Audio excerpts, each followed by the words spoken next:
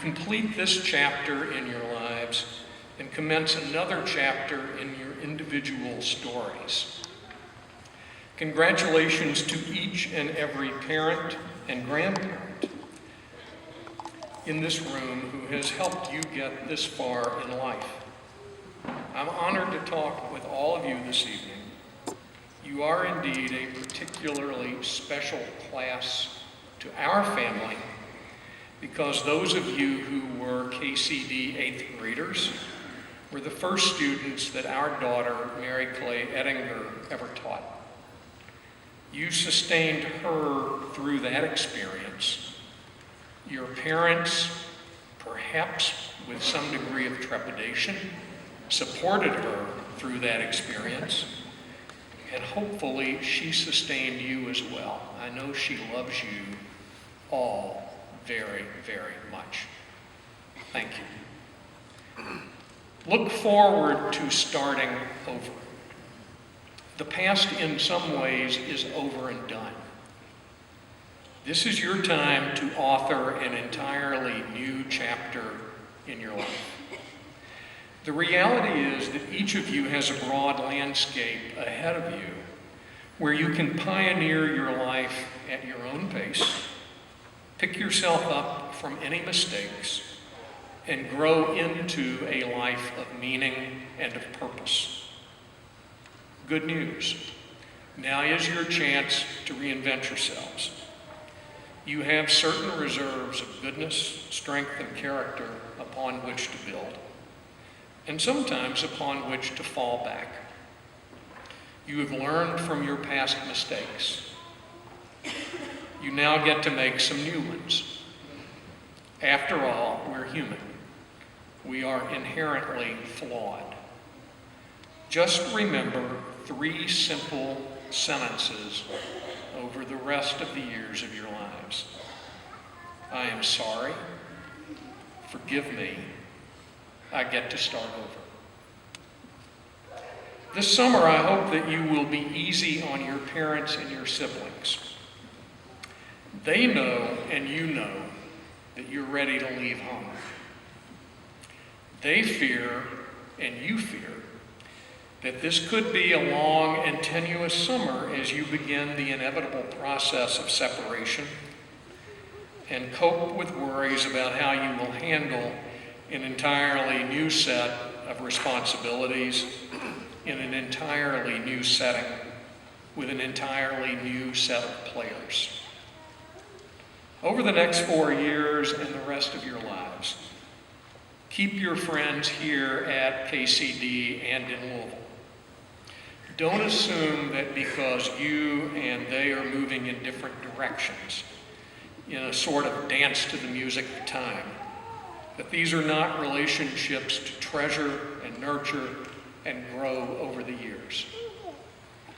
Stay in touch with those teachers, administrators, and coaches who most influenced you. The greatest compliment you can pay a teacher is faithfulness. While keeping the old friends you had here, make new ones. Among my best friends in life are 3 people I met my freshman year in college. Our conversations have always simply started where we left off, almost as if we were still living on the same freshman hall or sitting in an economics or humanities or history class together. I hope the same for you. Exercise attentiveness, loyalty, emotional and intellectual honesty, and forgiveness in your friendships. Take some of your graduation money, and I hope you get lots of it, and buy copies of E.B. White's The Elements of Style or H.W. Fowler's The King's English. I used them all through college, law school, and my early years of practice when I was writing memoranda and briefs for more experienced lawyers. And now I use them as I edit the things that are written by members of my teams. Our schools, public and private, fail us without an unrelenting intense focus on the rules of grammar, spelling, sentence diagramming, and an insistence on tight, argumentative reasoning and writing. And it is true. The more you read of truly great novelists, poets, biographers, and historians, the better you will think and write. Experiment safely. Be true to your highest values in your dealings with other human beings. Think hard about what it means to be a gentleman or a lady, and follow those instincts. Enjoy meaningful and caring relationships. Be on the alert for safety in all of your relationships. Be very, very careful about what you say on social media, what you text, what messages you leave, the import of your emails.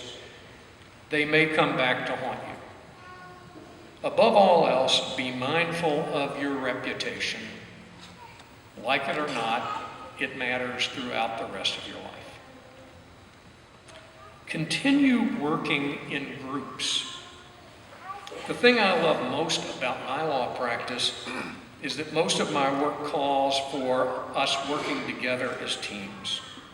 I oversee the cases, acting as a sort of general, but I'm utterly dependent on the younger lawyers with whom I work to run with the projects and work cooperatively with the clients and with each other, and to challenge me to be a better lawyer.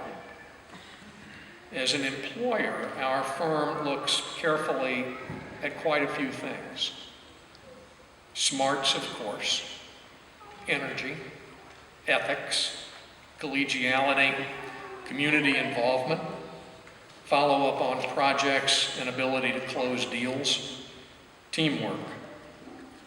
We certainly examine a candidate's leadership potential, but the leadership we demand and expect is the ability to work and play well with other people, and putting the group's or project's goals before one's individual desires, ego, or expectations. Balance. KCD has been all about balancing responsibilities and interests. College or university is all about balance, just more of it, as is the rest of life. Some of the best guidance I can give you all is to search out mentors who are not your parents. Mentors challenge, teach, nurture, listen, celebrate, call you to task, and allow you to model the best and slough off what doesn't seem to fit. They are like lampposts that illuminate the way beyond which, as in C.S. Lewis's Narnia Chronicles, you may enter new worlds. Find your intellectual passions and follow them. Never worry if one door closes, ultimately another will open. I will say something now radical and subversive, and something that some of your parents may not particularly appreciate. If your passion is English, you need not major in economics. If you are fascinated by investments, business, human resources, or public finance, but you're passionate about the trumpet or the jazz guitar, major in music and minor in the others. If you know you want to be a physician, but you just love the art history courses you were taking and you sense that in another life you'd like to be a curator or a museum director, then by all means major in art history or at least double up on the courses. You are beginning a journey. And I hope the journey that you will take will be a lifelong pursuit of a liberal arts education, regardless of whether your actual vocation is in the sciences, medicine, or business. Enjoy your journey and follow your best instincts. Significantly, KCD has given you a remarkably strong foundation in the liberal arts. The unified curriculum from K to 12 is geared that way. It is remarkably cohesive and strong, and something that the school takes justifiably tremendous pride in. I want to talk to you now about success. What is it? It's not the long bio that my marketing department wrote and handed to Marche, and then she tampered with it and made it better. Recently, I've lost 3 very close friends. A Presbyterian minister who was dean of students during my years at Davidson College, a professor of early church theology at Yale Divinity School, by whom I was mentored during the year I spent there between Davidson and law school at the University of Kentucky. And finally, a federal judge here in Louisville, who was one of my best friends in life, starting on my first day of law school and lasting for 41 years. His sons, one of whom is my godson, graduated not so long ago from this school, and members of his family are present this evening to celebrate the graduation of a very fine young man who is a relative. These 3 losses have caused me to think a lot about what really matters in one's life and how one defines success. Here are some extremely idiosyncratic and random thoughts. Did he lose himself in the world's great museums? Was he transformed by exposure to the master artist and sculptors of all cultures? What books did she read and collect in her library over the years of her life? Did he laugh out loud at Shakespeare's Twelfth Night or Merry Wives of Windsor? Or gasp in amazement at the wizardry of The Tempest or the sheer magic of A Midsummer Night's Dream? Was she moved to tears by a Bach cantata or a Mozart symphony? When he watched the Game of Thrones series, or read the novels upon which they're based, or Hilary Mantel's recent masterpieces on Thomas Cromwell, did he understand Machiavelli just a little bit better? Did he use that understanding to wield and react to power in fruitful ways? Did she strive to be sound in mind, body, and spirit? Did he immerse himself in his children's sports teams, despite the fact that growing up he was a horrible athlete and without being an intrusive presence in their lives? Did they vote, serve on juries, participate in election campaigns, volunteer at the Home of the Innocents or Cabbage Patch, run for office, write letters to the editor, pick up neighborhood trash, or serve on social services, civic arts, or faith-based boards to help make things better? Are there people who will remember and love her for who she actually was, not what she seemed? My father drilled into me this time-honored phrase: work hard and save your money.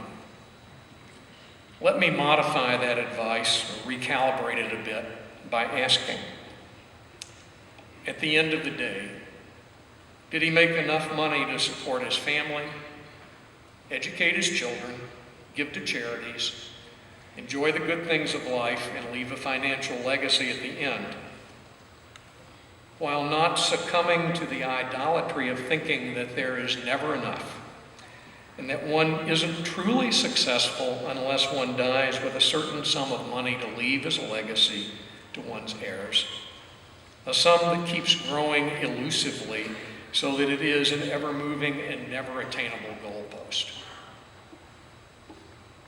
Was she so self-competitive that she never enjoyed the process of becoming who God intended her to be?